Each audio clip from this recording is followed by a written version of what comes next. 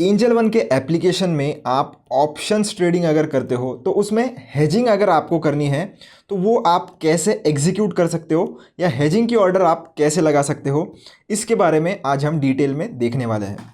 तो दोस्तों, जिनको नहीं पता उनको पहले हम ये बता देते हैं कि हेजिंग क्या होती है। अब दोस्तों, ये जो टूल्स है फ्यूचर एंड ऑप्शंस, इन्हें बनाया गया था हेजिंग पर्पजेज़ के लिए।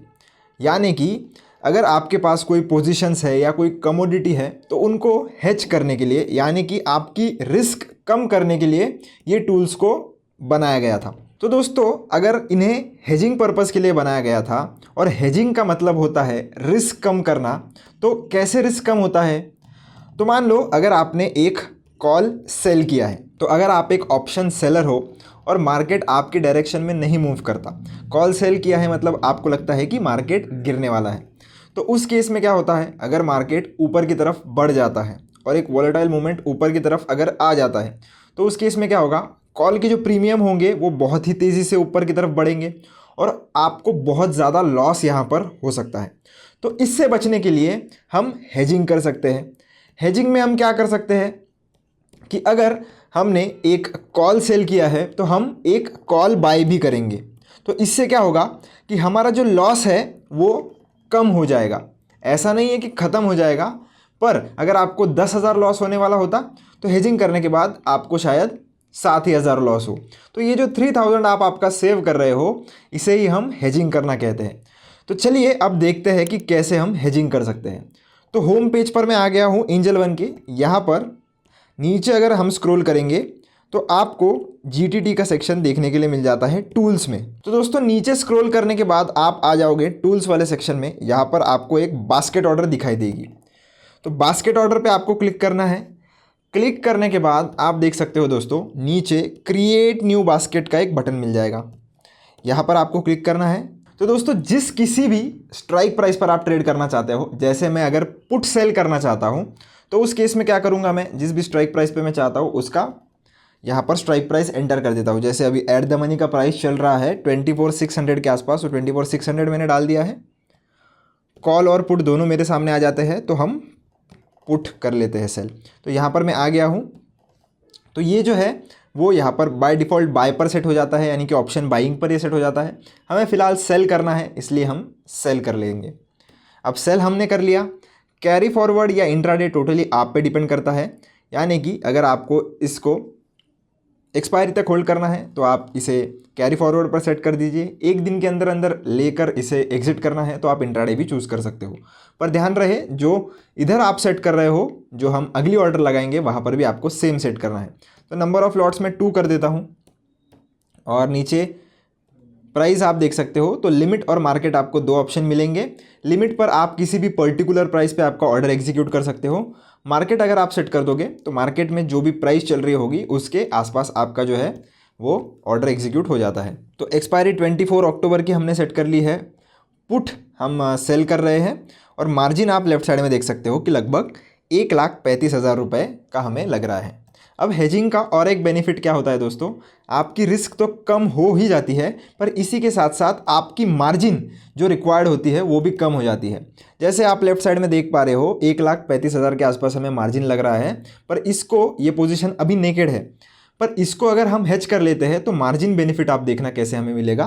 तो इसके लिए मैं पहले इसे बास्केट पर ऐड कर लेता हूँ। तो ऐड टू बास्केट पर हम क्लिक कर लेंगे, तो ये बास्केट में ऐड हो गया है। रिव्यू करने के लिए हम इस वाले बटन पर क्लिक करेंगे और हम हमारे बास्केट में यहाँ पर आ गए हैं।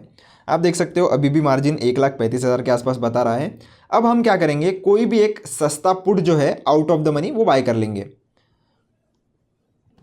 तो यहाँ पर मैं एंटर कर लेता हूँ 24,000, जिसका पुट का प्राइस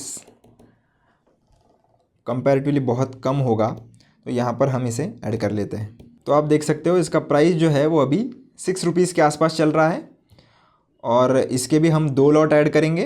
पर अब हम बाय ऑर्डर प्लेस करने वाले हैं, यानी कि हम ऑप्शन बाय करने वाले हैं। पहले हमने ऑप्शन सेल किया है, अभी हम ऑप्शन बाय करने वाले हैं, इसलिए हमने इसे बाय पर सेट किया है। यहाँ पर भी आपको पुट ही बाय करना है। अगर आपने पुट सेल किया है तो हेज करने के लिए पुट ही बाय करना पड़ेगा। कॉल बाय करोगे तो फिर वो अलग तरह की स्ट्रेटेजी हो जाएगी, जहाँ पर आपको कन्फ्यूजन भी हो सकता है। तो इस केस में हमने 2 लॉट सेट कर दिए हैं, इसे भी मार्केट पर सेट कर लेते हैं। अगर आपको लिमिट करनी है तो आप लिमिट कर सकते हो। नीचे की तरफ आप देख सकते हो 350 रुपये हमें लग रहे हैं 2 लॉट खरीदने के लिए। अब हम इसे ऐड टू बास्केट कर देते हैं और अब आप जादू देखना मार्जिन बेनिफिट के साथ। तो इस पर फिर से हम आ जाते हैं बास्केट पर। लेफ्ट साइड में आप देख सकते हो जो 1,35,000 रुपये हमें लग रहे थे वो घटकर सीधा 53,000 पर आ गए हैं। तो यही होता है दोस्तों मार्जिन बेनिफिट, जो अगर आप हेजिंग करते हो तो आपको देखने के लिए मिलता है। तो अगर आपको कोई बास्केट लगानी है, तो दोस्तों अगर आपको हेजिंग करनी है तो आप बास्केट ऑर्डर का ज़रूर से इस्तेमाल करना, क्योंकि अगर आप ये पोजीशन पहले सेल की लगा देते हो इंडिविजुअली और उसके बाद अगर आप ये ऑप्शन बाय करने जाओगे तो आपको ये मार्जिन बेनिफिट नहीं मिलता है। अगर आप ये ऑर्डर दोनों एक साथ एग्जीक्यूट करते हो तो ही आपको ये मार्जिन बेनिफिट जो मिल रहा है वो देखने के लिए मिलेगा। और एग्ज़िट करते वक्त भी दोस्तों आप क्या कीजिए, इस वाली बास्केट का एक क्लोन करके ही इसे एग्ज़िट कीजिए। अगर आप इंडिविजुअली ऑर्डर्स एग्ज़िट करने जाओगे तो आपको मार्जिन कॉल भी आ सकता है। तो एग्ज़िट कैसे करना है मैं वो भी आपको बता देता हूँ। तो पहले हम इसे सेव कर लेंगे। तो आप जो भी बास्केट को एग्जीक्यूट करते हो उसे सेव कर लीजिए।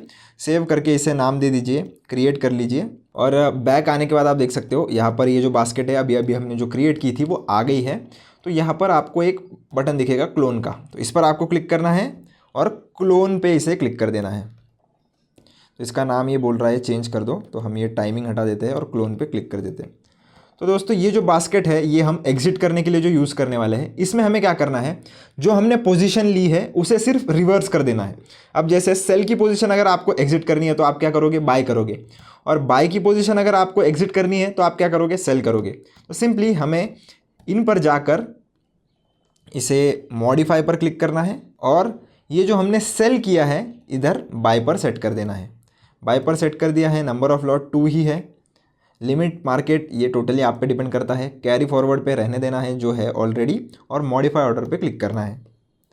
फिर से ये जो ऑर्डर हमने पहले बाय की थी इसे हम सेल पर क्लिक करेंगे, मॉडिफाई पर आ जाएंगे और फिर से जो हमने अभी इधर बाय का ऑर्डर लग रहा है हमारा, इसे सेल पर कन्वर्ट करके मॉडिफाई ऑर्डर कर देंगे।